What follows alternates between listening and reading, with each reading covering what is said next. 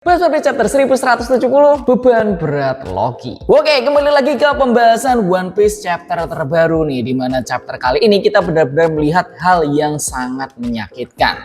Tapi sebelum itu saya ingin mohon maaf kalau pembahasan chapter kali ini terlambat lagi, karena dari tanggal 20-an kemarin itu saya bukan ngurus sih, bantu-bantu lah istilahnya pernikahan adik saya. Dan otomatis ya waktunya banyak sekali yang kepake, dan akhirnya chapter ini pun jadi mundur. Waktu chapter ini rilis saya sudah terlalu capek. Ditambah minggu kemarin saya ada job MC di event perwibuan di Semarang, di Lawang Sewu, mungkin kalian ada yang datang. Dan membuat videonya baru kepegang kemarin sih sebenarnya, tapi baru bisa ngedit sekarang. Oh ya, ini di luar lagi ada gedung yang lagi direnovasi, jadi kalau misalnya ada suara yang masuk-masuk mohon maaf ya. So, sebelum kita mulai pembahasannya, kita recap dulu chapter 1169, barangkali ada yang lupa. Dimana kita melihat Harald itu mulai dipengaruhi oleh Im Sama dan kehilangan kendali atas dirinya sendiri. Ternyata berdasarkan perkataan dari Shanks, itu adalah pengaruh dari tato segel perjanjian dari Im Sama yang membuatnya abadi, tapi dia akan patuh sepatuh-patuhnya terhadap perintah dari Im Sama. Pertarungan pun terjadi antara Harald melawan Loki yang dibantu oleh sesepuh Jarul, Gaban, dan juga Shanks. Terus Loki diminta oleh Harald untuk memakan buah iblis legendaris di Elbaf yang dijaga oleh Ragnir untuk membunuh Harald langsung. Tapi palu Ragnir itu malah menyerang Loki. Nah, itu adalah recap dari chapter kemarin nih. Mari kita mulai pembahasan dari chapter 1170. Kita mulai dari covernya terlebih dahulu, dimana di sini ada request pembaca lagi nih. Jinbe sebagai petugas tiket dari kereta belut sedang jualan bento atau nasi kotak. Ini lucu banget ya, kru topi jerami di sini kayak anak-anak yang mau wisata gitu, yang diawasi sama Nico Robin. Tapi ini Franky kemana coba? Dah, mari kita masuk ke dalam pembahasan cerita kali ini yang berjudul Kontradiksi. Cerita dibuka dengan palu Ragnir yang tiba-tiba terbang ke arah Loki. Untung saja Loki ini berhasil menghindar. Loki di sini sangat kesal dan berkata, "Brengsek, siapa yang melempar palu itu? Cepat keluar! Pasti ada seseorang di sini." Tapi di sini dia bingung, kenapa di dalam ruangan tersebut malah tidak ada orang yang dia kira ada orang yang melempar palu. Dia hanya melihat sebuah kotak harta. Di sini dia berkata, apapun yang terjadi, aku harus memakan buah iblis itu. Tiba-tiba dia mendengar suara dari arah palu yang keluar ruangan tadi. Dalam sekejap, lantai kastil itu roboh karena beban palu Ragnir. Loki kaget. "Hah? Jangan bercanda. Tidak mungkin palu itu seberat ini. Apa yang terjadi? Apa kastil tua yang bobrok ini sudah mulai hancur?" Untungnya di sini Loki itu berhasil melompat dan selamat gitu. Tapi tidak sampai di situ saja, Ragnir ini malah terus mengejar Loki. Kita lalu dibawa melihat Harald yang masih membantai para penjaga kastil. Dia berkata, "Usahamu sia-sia Loki. Generasi para penguasa terdahulu telah menjaga buah iblis itu sejak lama. Namun selama berabad-abad buah itu tidak pernah dimakan. Bukan karena tidak mau, tapi karena tidak ada yang bisa memakannya. Itu karena Ragnir sama sekali belum menganggap siapapun layak. Tapi dengan kekuatanku saat ini, tiba-tiba kapak dan pedang Haoshoku Haki melesat dan langsung memotong kaki kanan Harald. Ini adalah serangan kombinasi dari Haki, Shanks, dan Gaban. Serangan ini langsung mempan dan Harald merasakan sakit. Gaban di sini berkata, luka itu membuatnya sangat kesakitan. Kemampuan penyembuhannya tidak bisa mengimbangi rasa sakitnya. Jangan menyerah, aku yakin dia pasti akan terpojok. Orang-orang seperti dia lemah terhadap serangan yang dilapisi Haoshoku Haki. Harald sangat marah dan menyerang balik. "Gaban, berani sekali kau menentangku!" Shanks dan Gaban berhasil menghindar dan Gaban berkata, "Tentu saja, kami tidak bisa membiarkanmu mengamuk hanya karena kau sudah menjadi gila." Shanks lalu bertanya, "Gaban-san, kau tahu kelemahan para God's Knight?" Gaban menjawab, "Aku tidak ingat sudah berapa kali mereka mencoba mengambilmu kembali dari kami." Kita lalu melihat sekilas flashback ya, ketika para God's Knight itu bertemu dengan bajak laut Roger. "Kami tahu kamu menyembunyikan bocah berambut merah itu. Dia sangat mirip dengan putra kapten kami. Serahkan dia." Gaban tapi melanjutkan, "Dulu aku sampai mencabik-cabik mereka dan berhasil mengusir mereka pergi." Shanks selalu teringat, "Oh iya, orang bernama Summers pernah menyebutkan sesuatu seperti itu." Gaban menjawab, "Masa-masa itu sangat berkesan. Sejujurnya, aku terkejut bahwa kekuatan tempur seperti itu berasal dari tanah suci Marijoa, yang sebagian besar isinya adalah Tenryu Bito yang tidak berguna." Shanks menjawab, "Orang-orang itu menganggap diri mereka dewa, hidup menetap di sana dan menjaga jarak dari dunia kita. Sementara itu, hidupku selalu membuatku merinding setiap saat." Gaban lalu menjawab, "Kau bisa menyebut itu sebagai..." takdir. Dengan kaki yang belum pulih, Harald masih bisa menyerang mereka berdua. Sambil menghindar, Shanks berkata, "Kawan San, aku ingin menyelamatkan Harald." Kawan menjawab, "Tapi kau sendiri yang bilang padaku, sudah tidak ada harapan lagi dari seseorang yang telah menjadi God's Knight. Aku khawatir kita harus bertaruh kepada Loki." Kita lalu dibawa kembali melihat Loki bersama Ragnir. Loki masih marah-marah. "Jangan membuatku mengulanginya lagi ya. Minggir kau dasar palu aneh. Jadi kau adalah penjaga harta karun negeri ini. Bagaimana kau bisa bergerak? Apa yang sebenarnya terjadi?" Ragnir tiba-tiba melesat ke arah Loki lagi. Tapi sekarang Loki siap menghadapi secara langsung. Sambil mengayunkan palunya, di sini kita melihat ada petir Hausoku Haki. Dia berkata, "Aku sudah muak dengan semua ini." Duar! Tapi dia tidak menyangka bahwa palunya akan hancur berhadapan dengan Ragnir. "Wah, paluku!" Tapi Ragnir malah terlempar dan terjatuh. Tiba-tiba ini lucu banget. Dia berubah wujud menjadi seekor tupai dengan kepala palu. Yang mana palunya pinjol lagi. Tupai ini benar-benar merasa pusing dan kesal. Sedangkan Loki masih kebingungan. Kita lalu melihat kondisi Harald lagi yang masih melakukan pembantaian. "Nyala kalian semuanya!" Shanks mulai kehabisan akal. "Bagaimana kita bisa mengakhiri ini semua?" Gaban menjawab, "Ya jujur saja, aku belum pernah melawan seorang God's Knight yang juga mempunyai Hausoku Haki." Berarti God's Knight pada eranya Gaban itu nggak semuanya atau mungkin malah belum ada yang pakai Hausoku Haki.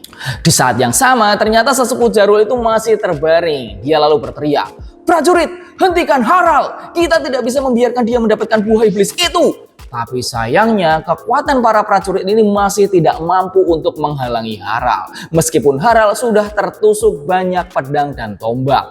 Di sisi lain ternyata Loki itu akhirnya diakui oleh tupai Ragnir nih. Dia lalu membuka peti harta dan mendapatkan buah iblis warisan Elbaf. Dan dia lalu memakannya. Loki pun berubah wujud yang mungkin ukurannya menjadi besar banget ya ini. Melihat perubahan wujud ini kemungkinan dia memakan buah iblis Zoan nih. Dia pun lalu mengaum dengan sangat keras. Wah! Si tupai Ragnir di sini terlihat sangat senang telah memberikan buah itu kepada Loki. Siluet Loki berlari kencang dan melihat dari bayangan ini ya, kemungkinan dia berubah menjadi hewan berkaki 4 ya kayaknya ya. Di siluet ini tuh kayak ini kaki depannya dan ini bagian perutnya gitu. Tapi sayangnya ya saat dia tiba kembali ke tempat sebelumnya, Harald hampir menghabisi semua prajurit dengan kejam. Dan kobaran api pun sudah menyala di mana-mana. Harald melihat Loki dan berkata, "Jadi kau sudah memakan buah itu, Loki."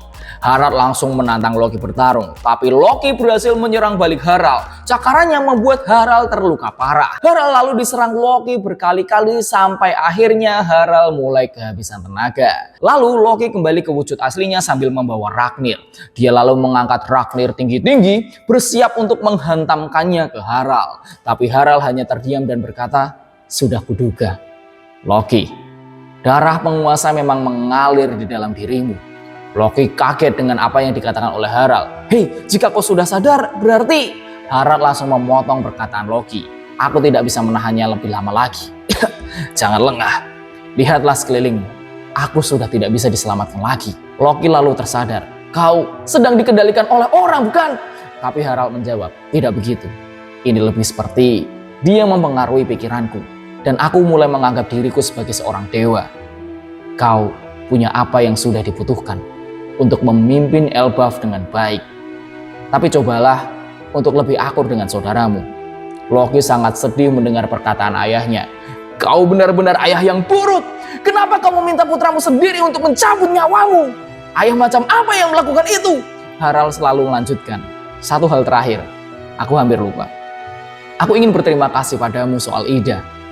Membakar desa alkohol tidak membuatnya lebih baik, tapi aku tersentuh oleh betapa kau sangat mencintainya." Loki terkejut dengan perkataannya Harald. Simbol tato perjanjian Harald itu seperti menyala di sini. Harald di sini lalu berkata, "Cepatlah, dia akan mengendalikanku lagi." Loki yang marah langsung mengangkat Ragnir dengan sangat tinggi dan berkata, "Aku tidak akan pernah memaafkanmu. Kau sudah membuatku melakukan hal yang buruk seperti ini." Tapi Harald justru tersenyum dan berkata, "Aku juga mencintaimu, Loki." Tepat di saat hampir menyentuh Harald di Ragnirnya, petir besar langsung menyambar kastil. Dan hantaman palu Loki dengan petir Hausoku Haki menghancurkan tubuh Harald sampai hancur. Loki menangis sejadi-jadinya karena dia mengingat masa kecilnya yang dibanggakan oleh Harald. Tapi sayangnya sekarang dia malah melihat ayahnya tewas di tangannya sendiri. Harald lalu mengucapkan kata-kata terakhirnya, "Loki anakku, satu-satunya hal yang penting adalah mengamankan masa depan Elbaf." Cerita ditutup dengan Harald yang menutup mata, tangisan Loki yang keras, dan senyuman generasi baru Elbaf. Lalu chapter ini selesai. Saya tahu bahwa kita banyak yang benci sama Harald ya, naif banget tuh orangnya tuh, karena dari kemarin hampir semua permasalahan di Elbaf itu sumbernya sebenarnya malah di Harald. Tapi setidaknya dengan chapter kali ini apa ya istilahnya? Oke lah, ya udah kita bisa menerima kebodohan Harald dan Oda Sensei berhasil membuat ending yang bagus buat Harald nih. Menurutku ya, sekali lagi nih menurutku. Oke, sebenarnya di chapter kali ini nggak terlalu banyak yang bisa kita bahas ya, karena ini smooth banget nih cerita kali ini. Kita benar-benar masuk ke dalam ceritanya banget. Dan Oda Sensei akhirnya memasak lagi di chapter kali ini, gokil banget ending dari seorang Harald. Tapi kalau mau membahas sedikit ya kita harus bahas sedikit ya. Apalagi kalau bukan tentang buah yang dimakan oleh Loki. Tapi sebelum itu kita masuk ke buahnya Ragnir nih. Saya penasaran sama buahnya Ragnir. Oke, Harald itu menyebut Ragnir sebagai penjaga dari buah iblis yang diwariskan di Elbaf. Alasan kenapa buah itu masih ada sampai sekarang banget itu adalah karena Ragnir merasa belum ada orang yang pantas untuk memakan buah itu. Tapi di sini entah bagaimana Ragnir malah bisa mengakui Loki ya, dan membiarkannya memakan buah iblis yang sudah diwariskan di Elbaf itu. Tapi menariknya ternyata Ragnir itu adalah sebuah palu yang bisa bergerak sendiri. Yang mana ternyata dia adalah seekor tupai. Kemarin ya aku mengira itu mirip Ragnir itu mirip Thor, palunya Thor aja gitu, yang ketika dipanggil bisa set gitu, bisa datang. Tapi di sini ternyata Oda membuat detail yang lebih menarik, di mana ternyata alasan kenapa palu ini bisa bergerak ya karena dia adalah makhluk hidup, tupai gitu, yang membuatku kepikiran bahwa Ragnir ini jangan-jangan memakan buah iblis. Antara dia adalah tupai yang memakan buah iblis, palu-palu Nomi mungkin, atau mungkin benda mati yang berupa palu yang memakan buah tupai. Seperti kayak Lasso, Fangfrit, Smiley, Bunbuku. Tapi menariknya yang aku sebutin tadi itu ya, itu kan tercipta karena teknologi dari Vegapunk. Aku lupa Smiley sama Bunbuku itu karena Vegapunk atau bukan ya? Gak tahu dah. Karena kan ini teknologi baru, sedangkan Ragnir berdasarkan apa yang dikatakan oleh Harald itu sudah sejak lama ada. Jadi apakah dia merupakan tupai yang memakan buah iblis atau palu yang memakan buah iblis? Kita masih nggak tahu lah gitu. Selanjutnya, apalagi kalau bukan buah iblis yang dimakan oleh Loki nih. Sejak Loki muncul di manga atau di komik, itu kan sudah banyak teori yang muncul tentang buah iblis apa saja yang dimakan oleh Loki. Nah menariknya ada dua buah iblis yang dulu muncul, yang teorinya itu cukup ramai, yaitu Mythical Zoan Inu Inu Nomi model Fenrir dan Mythical Zoan Ryu Ryu Nomi model Nidhogg. Aku tahu bacanya Nidhogg atau Nidhogg ya, aku lupa, gak tahu. Teori tentang Fenrir ini muncul semenjak One Piece Scholar Book Compendium New World to Wano rilis pada tahun 2022. Di sini kita melihat Luffy dan yang lainnya itu sedang bersama seekor serigala raksasa berbulu ungu dengan mata tajam. Bulu ungu ini dikaitkan dengan rambut Loki yang ternyata juga berwarna ungu. Selain itu jika kita kaitkan dengan mitologi Yunani, singkat aja ya, Fenrir itu monster serigala yang merupakan anak dari Loki dan dianggap sebagai ancaman para dewa. Karena itulah para dewa itu merantai Fenrir nih, mirip dengan kemunculan pertama Loki yang dirantai di bawah Mekai lantai pertama, di bawah pohon raksasa. Nah menariknya ada yang berteori bagaimana jika dewa yang dimaksud itu adalah dewa palsu, Imsama, antek-anteknya dan juga Tenryubito segala macamnya itulah. Dan karena mereka takut Loki itu akan menjadi ancaman untuk pemerintah dunia, makanya Godsnet itu ngajak Loki gabung agar bisa dikendalikan. Teori kedua yaitu adalah buah iblis Nidhogg atau Nidhogg, aku nggak tahu cara bacanya, yaitu adalah naga atau ular raksasa dari Underworld atau dari istilah One Piece Mekai lantai bawah, yang hidup di antara akar pohon dunia Yggdrasil. Yang mana kalau di Elbaf ini Yggdrasil kan direpresentasikan sebagai pohon besar Elbaf, kalau nggak salah namanya pohon Adam ya.